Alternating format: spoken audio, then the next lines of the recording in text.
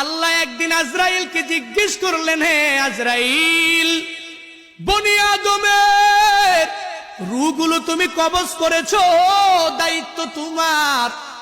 হে আজরাইল, তুমি আমারে জানাও না ওই বনি আদমের মধ্যে কোন কোন রূহ কবজ করতে তোমার অনেক কষ্ট হয়েছিল।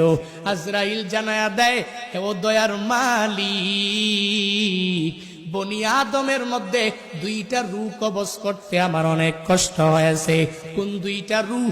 বলে, এক নাম্বারে এক আল্লাহর বান্দি মহিলা, বিশাল এক সমুদ্রের মধ্যে জাহাজটা প্লাবনের মধ্যে পড়িয়া যখনই ডুবিয়া যাবে, ওই হালাতে সবাই ডুবিয়া গেল।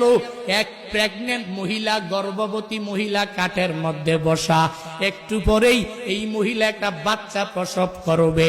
তোমার কুদরতের কারিশমা, ওই কাঠের উপরে আল্লাহর বান্দির একটু পরে প্রসব হয়ে গেল। সন্তানটা দুনিয়ার মধ্যে ওই কাষ্ঠের উপরে যখন দুনিয়াতে আসলো, তখনই তোমার অর্ডার হয়ে গেল, হে আজরাইল, যাও এই বান্দির রূহটাকে কবজ করে তুমি নিয়ে চলে আসো।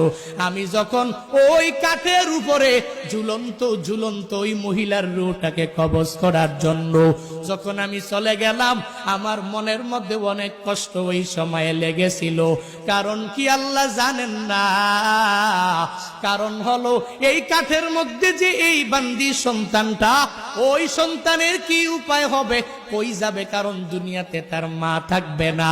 মা ছাড়া সন্তানেরা যেই পরিমাণ পাগল পারা হয়ে যাবে, হে বান্দারা, ওই হসপিটালের বেডের মধ্যে গিয়া দেখবেন, ওই জায়গার মধ্যে কত মায়েরা ডেলিভারির সময় দুনিয়া থেকে বিদায় নিয়ে চলে গেল।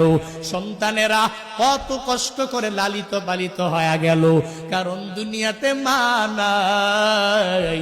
মা ছাড়া সন্তানটা দুনিয়াতে টিকে থাকতে পারে না। 70 বছরের ওই মুরব্বী নিজের মা হারাইয়া কান্দে, চোখের পানি ফালায়া, ওই বাবা হারাইয়া কান্দে।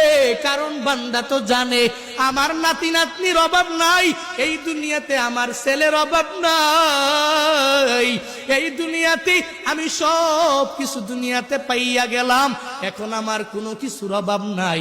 কিন্তু আমার মা ছাড়া আমার এতিম অবস্থা হয়ে যায়, আমার বাবা ছাড়া আমার এতিম অবস্থা হয়ে যায়। সন্তানটা বড় হয়ে গেল, এরপরেও মা ছাড়া চলতে পারে না। মা যার নাই, মনে হয় ঘরের মধ্যে কোনো একটা নাই। যার বাবা নাই, ওই বান্দা পূর্ণাঙ্গ ভাবে বলতে পারে, মনে হয় ঘরের মধ্যে টাকা আছে, সন্তানেরা আছে, বউ আছে, স্ত্রী আছে, পুত্রবধূ আছে।